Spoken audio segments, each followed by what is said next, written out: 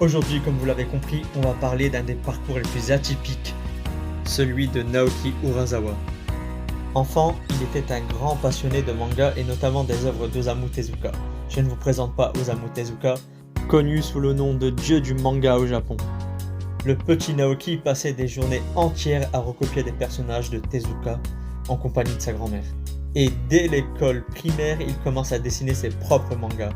Le manga Phoenix de Tezuka lui fait l'effet d'une véritable révélation, au point de l'amener encore aujourd'hui à estimer que cette œuvre est une véritable référence. C'est alors que Bob Dylan apparaît dans sa vie et devient son idole.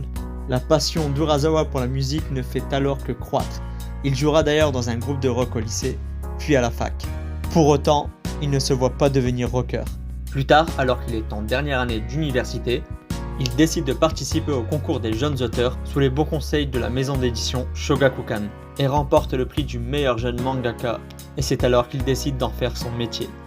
L'auteur enchaîne les histoires courtes sans percer dans le milieu du manga. À force de persévérance, Urasawa se voit ainsi offrir l'opportunité de travailler sur sa première série longue, Pineapple Army. Avec l'aide de Takashi Nagasaki, ils travailleront ensemble pendant près de 30 ans. Yawara, c'est avec Yawara qu'il sera révélé au grand public. Yawara raconte le quotidien d'une lycéenne forcée de pratiquer le judo malgré elle. Il devient rapidement un énorme succès commercial et critique. Il sera même couronné du 35e prix Shogakukan en 1990. C'est un vrai succès à un point que le judo connaîtra un véritable boom de popularité au Japon pendant les 7 années de parution de Yawara. Happy est l'histoire d'une lycéenne Miyuki forcée de rembourser une dette colossale en pratiquant un tennis de haut niveau. Avec ses 23 volumes, Happy est un réel succès critique et commercial. Avec Happy, Urasawa prend peu à peu un virage qui fera son grand succès. Il aborde des thèmes et des réflexions déroutants pour son lectorat, comme la nature humaine, la jalousie, la convoitise. Monster, le chef-d'œuvre. Un an après Happy, Monster apparaît. Monster est l'histoire des périples du Dr Tenma pour retrouver un tueur qu'il a sauvé des années plus tôt, alors qu'il est lui-même poursuivi à tort pour meurtre. Le succès de ce polar ne fera que s'intensifier jusqu'à la fin de la prépublication 20th Century Boy. 20th Century Boy est l'histoire de Kenji et ses amis d'enfance qui avaient imaginé dans les années 60 que la Terre serait détruite le 31 décembre 2000. Le groupe doit désormais empêcher la réalisation de ses prédictions d'enfance qu'un gourou surnommé Ami s'apprête à mettre en œuvre.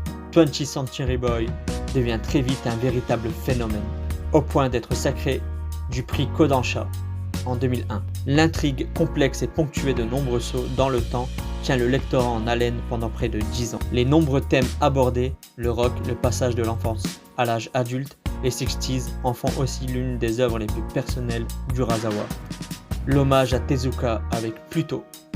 Pluto est la réécriture d'une des histoires les plus connues d'Astro Boy, le célèbre enfant robot créé par Osamu Tezuka, l'idole d'Urasawa. Le mangaka et son complice de longue date Takashi Nagasaki transforment cette histoire simpliste en thriller futuriste dans lequel les 7 robots les plus puissants du monde sont menacés par un mystérieux tueur à cornes. Et c'est sans surprise qu'il remporte le grand prix Osamu Tezuka pour Pluto en 2005. Billy Bat. Billy Bat met en scène Kevin Yamagata, auteur de comics et de son personnage fétiche, la chauve-souris détective. Très vite, Kevin est embarqué dans un complot à grande échelle par sa propre création. L'intrigue permet de revisiter l'histoire de l'humanité par l'intermédiaire d'une chauve-souris mystérieuse. Asadora, une héroïne qui ne cesse de courir, un vieil homme hanté par son passé, un événement historique marquant, des personnages secondaires hauts en couleur, des sauts dans le temps. Aucun doute n'est permis, dans Asadora, Naoki Urasawa renoue avec tous les ingrédients à l'origine de son succès mondial. Asadora est toujours en cours de publication et honnêtement c'est un vrai régal, je vous le conseille vivement. D'ailleurs je vous conseille même toute la mangatech de Naoki Urasawa.